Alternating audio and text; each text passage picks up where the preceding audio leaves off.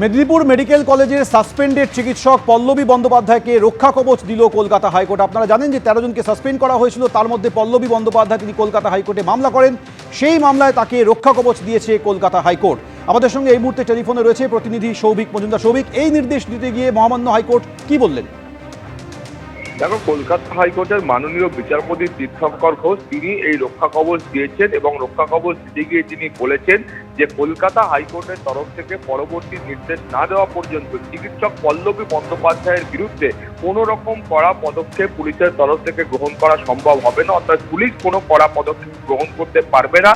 এর পাশাপাশি যেটা নির্দেশ দেওয়া হয়েছে যে এই মামলার যে ইনভেস্টিগেশন পুলিশের তরফ থেকে করা হচ্ছে সেই ইনভেস্টিগেশনে পল্লবী বন্দ্যোপাধ্যায়কে সমস্ত রকমের সহযোগিতা করতে হবে।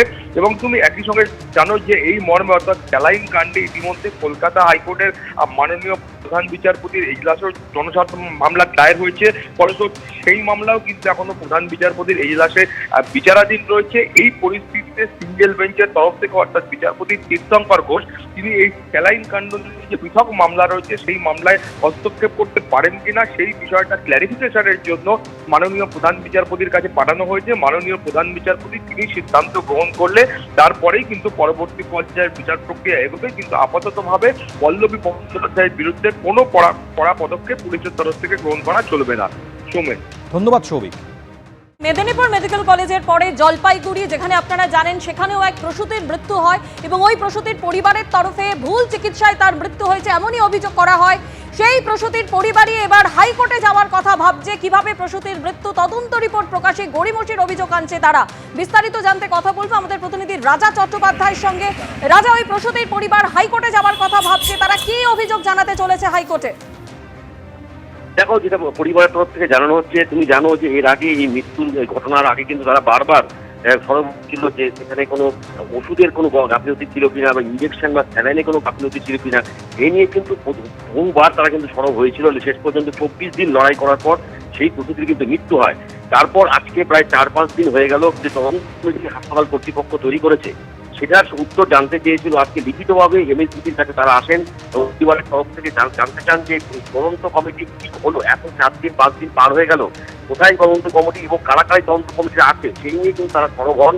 এবং যেটা পরিবারের তরফে অভিযোগ করা হচ্ছে যে এমএসবিটি সহ একাধিক যে স্বাস্থ্য অধিকারকর্তা রয়েছে তারা কিন্তু তাদের সাথে দেখাও করেননি এবং যে অভিযোগপত্র সেটাও তিনি গ্রহণ করেননি বলে অভিযোগ করেন। বাধ্য হয়ে তারা চিন্তা ভাবনা করছেন যে আর কিছুদিন তারা দেখবেন, এখনো ওই প্রস্তুতির কাজ সম্পন্ন হয়নি। সেটা বলেই কিন্তু তারা কিন্তু হাইকোর্টে দ্বারস্থ হচ্ছে। এই কিভাবে এই প্রস্তুতির মৃত্যু হলো এর পেছনে গাফিলতি কাদের কাদের ছিল সেই সর্বোচ্চ হাইকোর্টের সর্বোচ্চ পরিবার পক্ষ থেকে। ধন্যবাদ। আমরা 20 তারিখে একটি অবজেকশন দিয়েছিলাম। সেই অবজেকশনের দিকে তাকিয়ে হয়তো 5 জনের কমিটি গঠন করেন। সেই কমিটির কি রিপোর্ট ছিল কিংবা কত দূর আগালো, কি করতে পারলো না পারলো সেই জিনিসটাই আজকে জানার জন্য এসেছিলাম। কিন্তু আমাকে আজকে আমরা যেটা লিখে নিয়েছিলাম সেই রিসিপ্টটিও দেয়নি কিংবা আমাদের আজকে যেটা আসছে তার কিছুই হয়নি। পুরোপুরি ক্লিয়ার যে বিষাক্ত কিছুতেই হয়েছে, স্যালাইন হোক, এখন হাইকোর্টে মুভ করতে হবে, তাছাড়া এখান থেকে কিছু হবে না। আমরা 2-4 দিন নাগাদই আমরা হাইকোর্টে যাব হয়তো।